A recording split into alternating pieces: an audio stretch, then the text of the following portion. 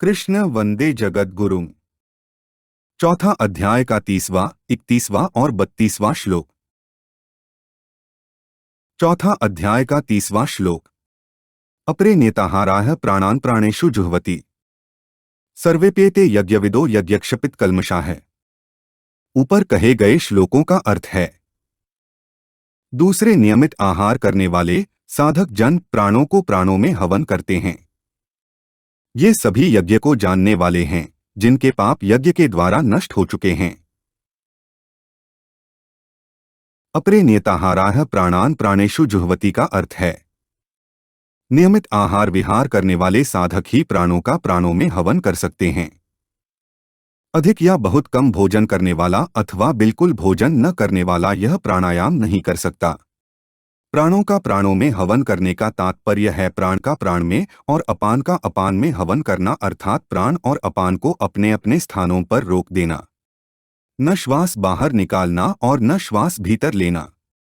इसे स्तंभवृत्ति प्राणायाम भी कहते हैं। इस प्राणायाम से स्वाभाविक ही वृत्तियां शांत होती हैं और पापों का नाश हो जाता है। केवल परमात्म प्राप्ति का उद्देश्य रखकर प्राणायाम करने से अंतःकरण निर्मल हो जाता है और परमात्म प्राप्ति हो जाती है। सर्वेप्येते यज्ञविदो यज्ञक्षपित कल्मषाः का अर्थ है, 24वें श्लोक से 30वें श्लोक के पूर्वार्ध तक जिन यज्ञों का वर्णन हुआ है उनका अनुष्ठान करने वाले साधकों के लिए यहाँ सर्वेप्येते पद आया है। उन यज्ञों का अनुष्ठान करते रहने से उनके संपूर्ण पाप नष्ट हो जाते हैं और अविनाशी परमात्मा का प्राप्ति हो जाती है। वास्तव में संपूर्ण यज्ञ केवल कर्मों से संबंध विच्छेद करने के लिए ही हैं, ऐसा जानने वाले ही यज्ञविद अर्थात यज्ञ के तत्व को जानने वाले हैं। कर्मों से सर्वथा संबंध विच्छेद होने पर परमात्मा का अनुभव हो जाता है। जो लोग अविनाशी परमात्मा का अनुभव करने के लिए यज्ञ नहीं करते, प्रत्युत इस लोक और परलोक स्वर्ग आदि के विनाशी भोगों की प्राप्ति के लिए ही यज्ञ करते हैं, वे यज्ञ के तत्व को जानने वाले नहीं हैं। कारण कि विनाशी पदार्थों की कामना ही बंधन का कारण है। तागतं काम कामा लभन्ते। आत्म मन में कामना वासना रखकर परिश्रम पूर्वक बड़े बड़े यज्ञ करने पर भी जन्म मरण का बंधन बना रहता है। मिटी न मन की वासना नौ तत् भये न नास। तुलसी केते पच मुए दे तन को त्रास। चौथा अध्याय का 31वां श्लोक। यज्ञशिष्टामृत भुजो यान्ति ब्रह्मा सनातन नाय लोकोस्त्ययज्ञस्य कुतोन्यः कुरुसक्तम्।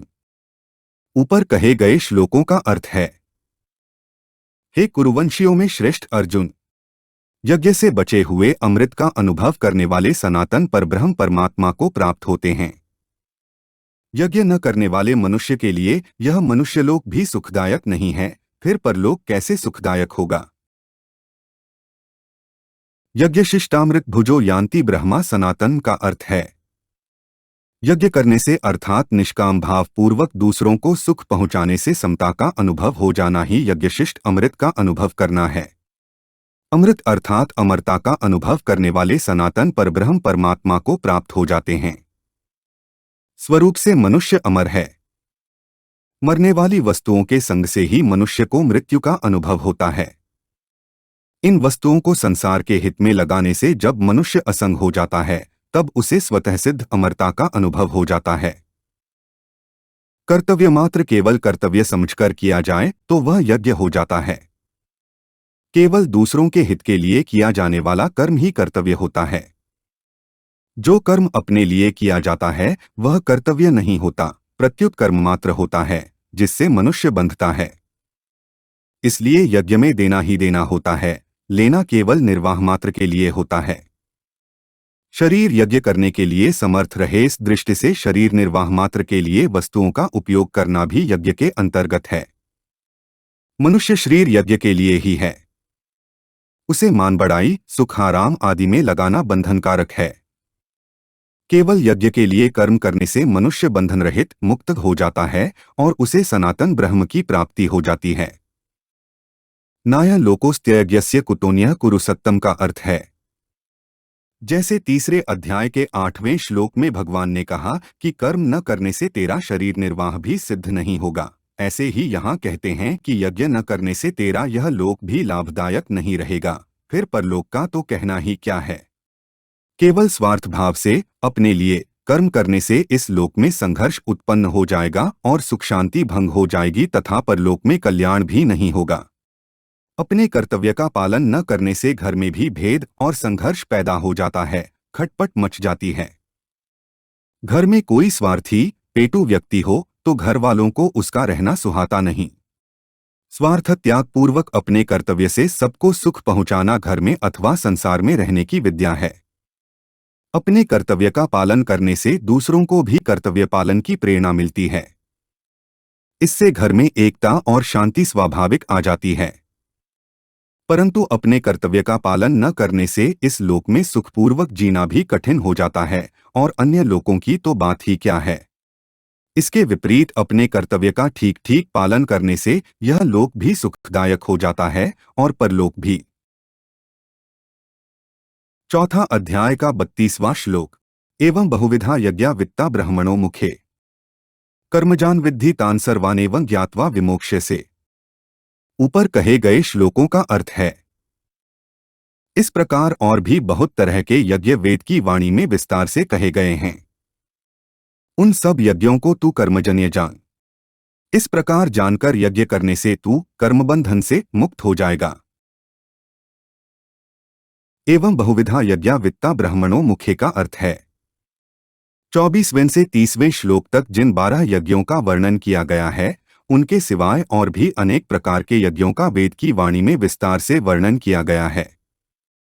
कारण कि साधकों की प्रकृति के अनुसार उनकी निष्ठाएं भी अलग अलग होती हैं और तदनुसार उनके साधन भी अलग अलग होते हैं। वेदों में सकाम अनुष्ठानों का भी विस्तार से वर्णन किया गया है, परंतु उन सबसे नाशवान फल की ही प्राप्ति होती है, अविनाशी की नहीं।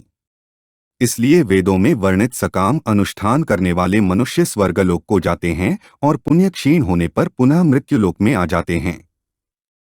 इस प्रकार वे जन्म मरण के बंधन में पड़े रहते हैं। परंतु यहाँ उन सकाम अनुष्ठानों की बात नहीं कही गई है। यहाँ निष्काम कर्मरूप उन यज्ञों की बात कही गई है जिनके अनुष्ठान से परमात्मा की प्राप्ति होती है, यान्ति ब्रह्मा सनातन। वेदों में केवल स्वर्ग प्राप्ति के साधन रूप सकाम अनुष्ठानों का ही वर्णन हो, ऐसी बात नहीं है। उनमें परमात्म प्राप्ति के साधन रूप श्रवण मनन निधिध्यासन प्राणायाम समाधि आदि अनुष्ठानों का भी वर्णन हुआ है। उपर्युक्त पदों में उन्हीं का लक्ष्य है। तीसरे अध्याय के 14वें 15वें श्लोकों में कहा गया है कि यज्ञ वेद से उत्पन्न हुए हैं और सर्वव्यापी परमात्मा उन यज्ञों में नित्य प्रतिष्ठित विराजमान हैं। यज्ञों में परमात्मा नित्य प्रतिष्ठित रहने से उन यज्ञों का अनुष्ठान केवल परमात्म तत्व की प्राप्ति के लिए ही करना चाहिए। कर्मजान विद्धि तान सर्वान का अर्थ है 24वें से 30वें श्लोक तक जिन 12 यज्ञों का वर्णन हुआ है तथा उसी प्रकार वेदों में जिन यज्ञों का वर्णन हुआ है, उन सब यज्ञों के लिए यहाँ तान सर्वान पद आए हैं। कर्मजान विद्धि पदों का तात्पर्य है कि वे सबके सब यज्ञ कर्मजन्य हैं, अर्थात कर्मों से होने वाले हैं। शरीर से जो क्रियाएं होती हैं, वाणी से जो कथन होता है और मन से जो संकल्प होते हैं, वे सभी कर्म कहलाते हैं। शरीर वामनोभिर्यत कर्म प्रारभते नरः। अर्जुन अपना कल्याण तो चाहते हैं, पर युद्धरूप कर्तव्य कर्म को पाप मानकर उसका त्याग करना चाहते हैं। इसलिए कर्मजान विद्धि पदों से भगवान अर्जुन के प्रति ऐसा भाव प्रकट कर रहे हैं कि युद्धरूप कर्तव्य कर्म का त्याग करके अपने कल्याण के लिए तू जो साधन करेगा वह भी तो कर्म ही होगा।